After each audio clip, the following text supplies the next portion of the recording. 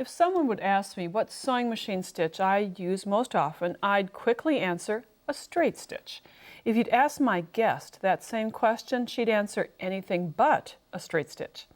Please welcome Karen Landuska, a full-time fiber artist who creates her art with decorative stitches. Karen, I don't think our viewers will look at those decorative stitches they have in their machine ever again in the same manner after watching the series. Well, Nancy, my hope is that they will be inspired to use the built-in decorative stitches to create a piece of artwork from themselves. Here's a project to be creative with the built-in decorative stitches. You'll learn how to alter stitches for an abstract, realistic look. Decorative stitch thread painting, that's what's coming up next on Sewing with Nancy. Sewing with Nancy, TV's longest-airing sewing and quilting program with Nancy Zieman, is made possible by Baby Lock, a complete line of sewing, quilting, and embroidery machines and sergers. Baby Lock, for the love of sewing. Madeira, specializing in embroidery, quilting, and special effect threads, because creativity is never black and white. Koala Sewing Cabinets, hand-built in the USA by American craftsmen, customized for you. Clover, makers of sewing, knitting, quilting, and embroidery products for over 25 years. Experience the Clover difference. Amazing designs and Class A needles. The first step of decorative stitch thread painting is to stitch the background layers together. There are two background layers. The overall composition of the design, which is 11 by 15. It's done in a model black, and then the inset is a separate section, 5 by 8. And Karen will show you the layering process in just a few minutes. I'm going to show you how to set up your machine. You're going to be using decorative stitches. We'll show you the various stitches, but with decorative stitches, always rayon thread is a great companion. And then you would use an embroidery needle, size 75 or 90, your choice, to go with the thread. The bobbin, choose black thread. On light fabrics, you'll get a little touch of the black coming up through the fabric. You can maybe see a little black accent in this area to give additional detail, additional texture. You're going to be stitching with the feed dogs in the normal position for most of the time, but for this first stitch, you're going to be lowering them. And regardless of if the feed dogs are up or down, I would recommend, and Karen recommends, using an echo foot or a quilting foot. It doesn't sit as tightly against the fabric. It raises up and allows some place so you can alter the stitches. So that's the basic setting at the machine, and then you're going to be working with a decorative stitch, a cross stitch as you see in the top, or a utility stitch, or a multiple step zigzag that is going to be changed. And you'll see how this stitch will look so different. Now, Karen, you have your fabric layered. I do. What I do is I use the medium weight stabilizer, then the quilt batting, and then the quilting fabric. The way I'm going to alter this stitch is it's going to come out at the default setting, and I will alter it by lowering the feed dog. When I do that, it will totally distort when it stitches out.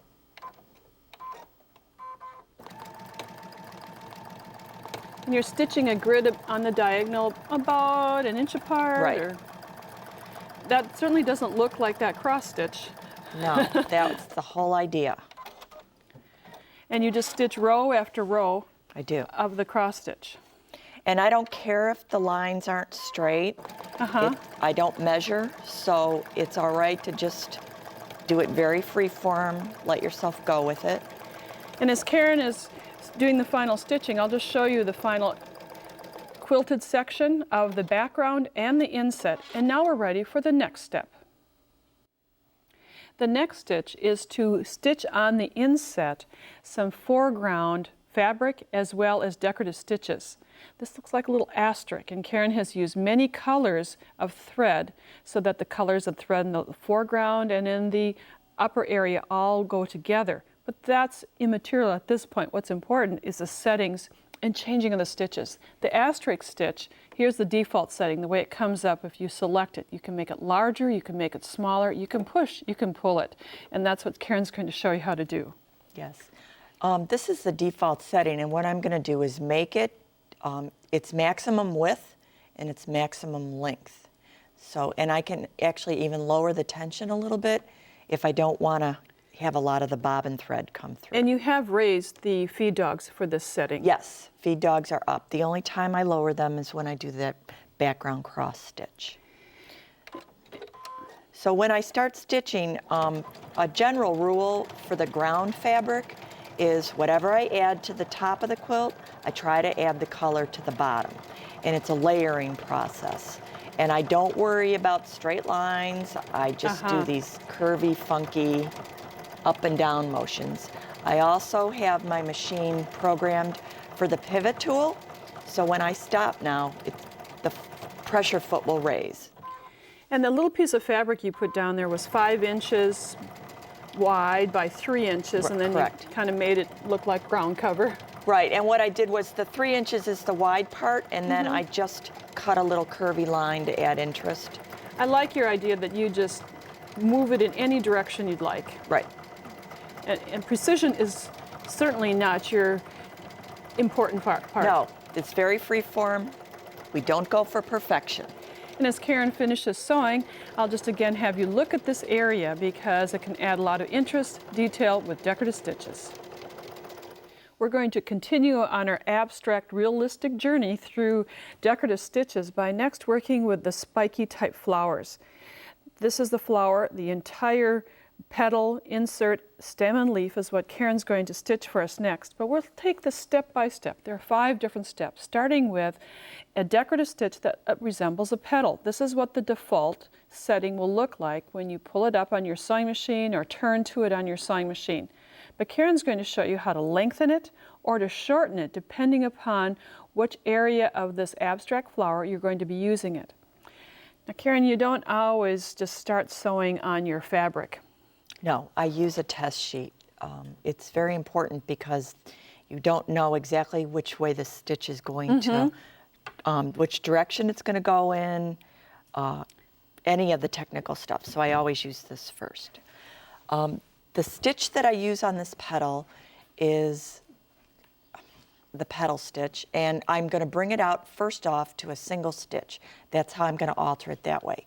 Then I'm going to make it its maximum width and length, and I'm also going to change the length in the elongation stitch.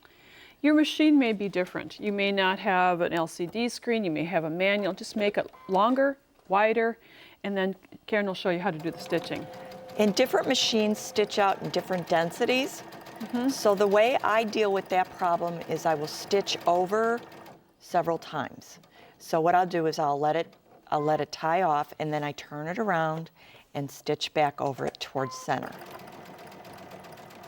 And because you have that echo foot on, the thread buildup isn't going to cause an issue. Right. Right. So what I do and how I build the flowers is I do just a basic north, south, east, west. And then I fill in the petals in between those. Now as Karen stitches the second half of the stitch, I'm just going to show you if you'd alter the stitch wider or narrower, in this case narrower, this is the way your flower may look. Your decorative stitch may not have as rounded edge, it may be pointed ends. Then you get more spike added to your flower. So it can be a variety of ways it can be stitched. Karen's flower has 8 petals stitched. You could have 6, you could have 5. You're the designer when it comes to this, and you can see she's changing the stitch or the thread to work with the center of the petal. And instead of having that petal stitch at the normal setting, it's going to be reduced to a shorter stitch. Right, I'm going to make it short and wide. Short and fat stitch, yes. I have to delete this out, reselect it. Then I will go to elongation 1, single stitch, and I'm ready. I like to stitch it out on the horizon. It really doesn't matter one way or the other. What I'm going to do is go over it about 3 or 4 times. And each time I go over it, it gets a little bit puffier. It's not going to be a perfect shape, I don't care, because I'm going to outline it with another stitch. And as she's finishing that buildup, I'm going to show you the next step that's going to happen. You can see the buildup of the thread in the middle. She used a nice gold color, but then notice the halo around the center of the flower. we kind of call this stitch a grass stitch. You can see why. It's a very common decorative stitch in most sewing machines, but you can change the width and the length. Here's an altered grass stitch below. And Karen is going to be changing to working with a variegated thread. You could use metallic thread, you could use contrasting, whatever you'd like. And Karen, that grass stitch, it can have a lot of thread buildup in it. It can. It can take it though. So what I usually do is just, you're going to have to give it a little bit of a shove. Push. This is a physical technique, so you're not going to just be able to let it feed itself. Okay. Now, the way I'm going to mirror this image to the other direction, I want it to face that way because I want the straight line to follow around the edge of Okay. the circle. So I'll just start, and generally I'll stitch around it 2 times. I like to have it be dense. So you can go over it 3 times, you can go over it 4 times, whatever you'd like. It gives a nice finish though. And as she finishes the second go around, I'd like to show you the stem stitch. It's a cousin to the grass stitch. It just doesn't have a straight edge along the side, and in our machines it happens to be the stitch right next to it. So Karen will be setting that up, and then that's going to be the stem, and you're going to alter it, change it. What I'm learning most through this series of working with Karen, and you'll see some of her great works of art coming up in a little bit, is that just changing these stitches, you have such freedom, and you don't want perfection.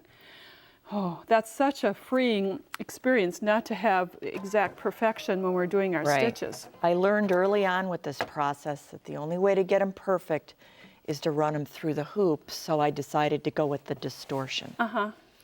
So what I do is I'm going to do this stem. I start from the bottom and work my way up. And that way I can just kind of meander it whichever way I'd like. If it's not as dense as I'd like, I can go over it a second time. I don't care that it's not really tight. Okay. Karen's almost finished with that, so as she's finishing, I'm just going to show you the next step on this sample cloth that I have. The stem is done, and then a leaf stitch is added next. Now you're going to practice these leaf stitches before you stitch it on your finished project.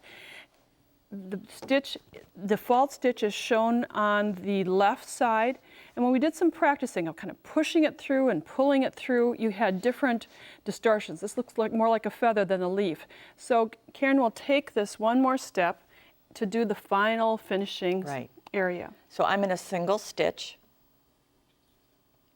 So I have 1 stitch pattern. A way to distort it is I'm going to pull it just a little bit evenly through the whole stitch, and then towards the end I'm going to curl it up a little bit. Pull and push rather than just changing the length will make a great decorative stitch variation. And that shows you all the steps to make this portion of the decorative stitch thread painting. Now you can use your decorative stitches to make another abstract flower, this time with scallop stitches. Scallop stitches plus a satin stitch and another petal stitch for the leaves. Now the satin stitch is simply a zigzag stitch that has been shortened in the length, and then Karen stitched the stems just by changing a little bit, and you'll see that she just satin stitched it, which is pretty basic. Then the next addition will be the leaves added to the stem. Earlier, we used that petal stitch. Let me show it to you in the same manner. Here's that petal stitch, but instead of elongating it, shorten the stitch and also narrow the width. And this one has a little twist to it because Karen's going to do some twisting and changing of that stitch. So I've selected it. I'll single stitch. I'm going to change my width down to 3.5, and my length is going to be 0.3. Now this is the fun part to watch what she does to the fabric. What I'm going to do is pull it up just a little bit, about halfway, and then I'm going to turn my fabric so it'll stitch out. And it'll just create a little bend. Like that. It's really a great way of adding some character without just only changing the stitch width or the length. You can also just push and pull the fabric. Right. Twist and turn the fabric. in this. Turning is a good way to alter. Then as Karen does the changing of the thread to do the blossom portion of this abstract flower, she's going to change to a scallop stitch. Straight along one edge, curved along the other. Very common stitch in almost any machine that has decorative stitches. But again, we're going to change the length and change the width, this time making the length and width shorter because this is a small flower. Soon you'll see that you can make it wider or narrower to get the same effect, but we're going to use small flowers. We found that if you draw on the fabric, the shape, you can use bobbins to just trace around the bobbin or trace around the end of a spool of the thread, but mark a circle on your fabric. And Karen, you've already done that. I have, and also the curvy part of the scallop needs to be facing out, which it is. I don't have to mirror image it.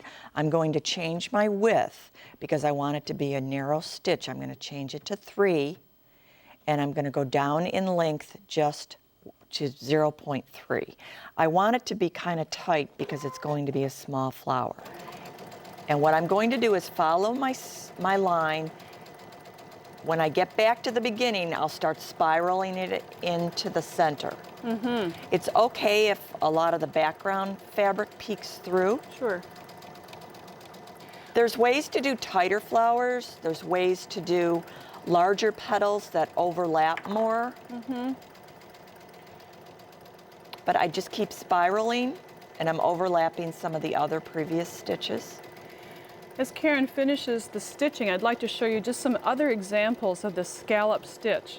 Here are 3 sampler claws where you can see there's a fabric center with larger scallops around the outside. The scallops are going smaller and smaller, and then again a crosshatch with scallops. So you can create many scallop flowers with this great scallop stitch. One of the final accents that you can add to your sampler is dimension with yarn. This is a twisted yarn accent, and Karen's going to be using 3 strands of a variety of blue clay eyelash yarns. Right, and I just use a basic default setting zigzag stitch. So what I do is I stitch down the edge of the yarn on the very end of my piece, and I'll twist in one direction. That's how I get the twisted. Then I just push it under the foot and stitch it down with the zigzag, and that's it. It gives me a nice finish. It adds the final detail to my pieces. And you stitch a little bit beyond the finished size of your quilt. Right. So when I crop it down, which I will crop this piece down to 5 by 8, then I know that the yarn will run to the edge. Then after cropping it, simply place it on your background fabric and use that grass stitch to top stitch this onto the background. And then you can add your favorite binding technique and even a grass stitch along the binding to carry through the stitch looks. But Karen, there's more to your work than just this little sampler. And let's show our viewers 2 of your showcases of your fantasy garden. Okay. This first fantasy garden has shades of purple and orange, using all the same stitches that we reviewed today. And you use some metallic threads and some different highlightings. Yes, this piece was done just primarily with the decorative stitches to create my images. And you certainly expanded upon it and used more leaves, and you highlighted the areas. It's very charming. Yeah, I add a lot of detail with going around things, outlining, layer the threads on top of each other, use the same stitch in a bigger version. And this next fantasy garden, done in blues and purples and fuchsia color, you really use that outline of the twisted yarn more than just on the foreground. And I like the stitching on the velvet. This is also the back-to-back border stitches are in that. So we have the twisted yarn, we have the asterisk stitch, plus the decorative stitches for truly a fanciful garden with abstract realism.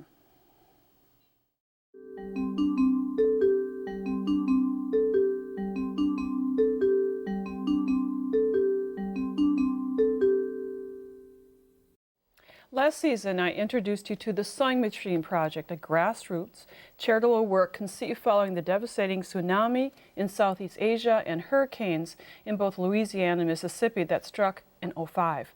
Our guests collected used sewing machines and found ways to deliver and donate them to people who needed to start rebuilding their lives.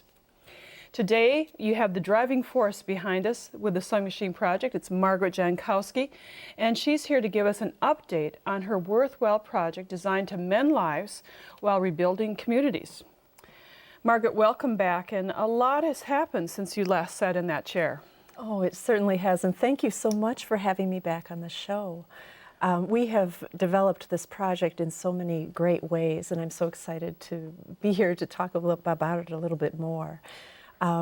Most recently, we were working in Kosovo. We were asked to send some machines over that way, and what an exciting addition to our project. So you started first in a kind of a national distribution of used machines, and now international. That's right. That's right. We've been working up until this year in New Orleans primarily, and in Mississippi as well. And we've delivered over 500 machines to that region. But then more recently, other international groups have heard about us as well and requested machines. So you're in Kosovo for 2 weeks. I was there this summer, yes. And we sent machines over in advance. We sent 16 machines and to a little blooming women's cooperative over there. And then we followed the machines and were able to work with the women that were going to be able to using them. Now, the sewing that was taking place there was quite extensive. It was. We really didn't know what to expect going in, what level of sewing we would meet. But the women that were working in this cooperative were quite advanced sewers, and they had their own little cottage industry making custom garments for people. But your purpose of sending more machines was to employ many widows, to enhance the economic status of the people there? Exactly. There are over 900 widows just in the region that we were working in alone. The war was so devastating over there. And so they have their little business, but they really had hoped that they would be able to employ other women in the area as well and expand their business. So with these donated machines, you've made quite a difference. And you worked with a translator. We did. It's the first time that I've ever worked with a translator, and it was all done through this lovely 16-year-old translator that I had. We not only worked with the women and talked about what their dreams were for developing their cooperative, but we helped them find retail space so that they could start to showcase their designs.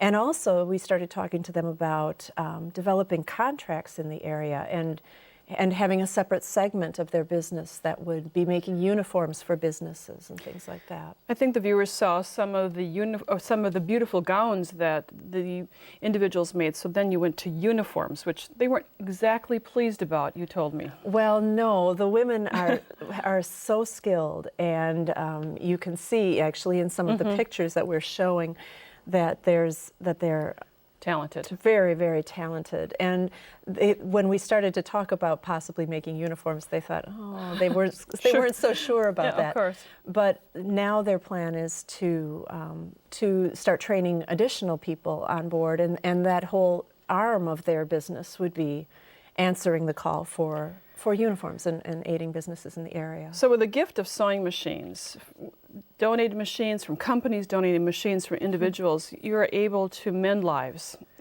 across the ocean, in the United States, and locally. We are indeed. We decided that we've helped many people nationally and internationally, but we wanted to have a local presence as well. And we've really just begun this whole new project, but we're using some donated machines, and we're going to develop a little lending library so that we can help other organizations in the area. And you can see some pictures of some little girls learning to sew on not temporarily, but learning to sew on these machines that are from the lending library. We do. Cute. They're so cute. Oh. We do. We hope to mend lives in our own area as well as in the rest of the world. Well, Margaret, what an encouragement to hear of how far this project has grown since the last time that we spoke. And I only hope that people will donate more machines and also donate money for shipping the machines to help people. And maybe next season we can hear what has happened since this year. I would love it. Thank you so much. You're welcome. Thank you for being with us. And thank you as well for being with us on Sewing with Nancy. Remember to go to sewingwithnancy.com. Under Nancy's Corner in the 2300 series, you'll find more about the sewing machine project. Next time we'll have more decorative stitches, thread painting. Thanks for joining me. Bye for now. Nancy and Karen Linduska have written a fully illustrated book entitled Decorative Stitch Thread Painting, which includes all the information from this two-part series. It's $9.99 plus shipping and handling. To order the book, call 800-336-8373 or visit our website at sewingwithnancy.com/2321. Order item number BK2321, Decorative Stitch Thread Painting. Credit card orders only. To pay by check or money order, call the number on the screen for details. Visit Nancy's website at sewingwithnancy.com for more information on this program. Sewing with Nancy, TV's longest-airing sewing and quilting program with Nancy Zieman, is made possible by Baby Lock, Madeira Threads, Koala Cabinets, Clover, Amazing Designs, and Classe Needles. Closed captioning funding provided by Rowenta.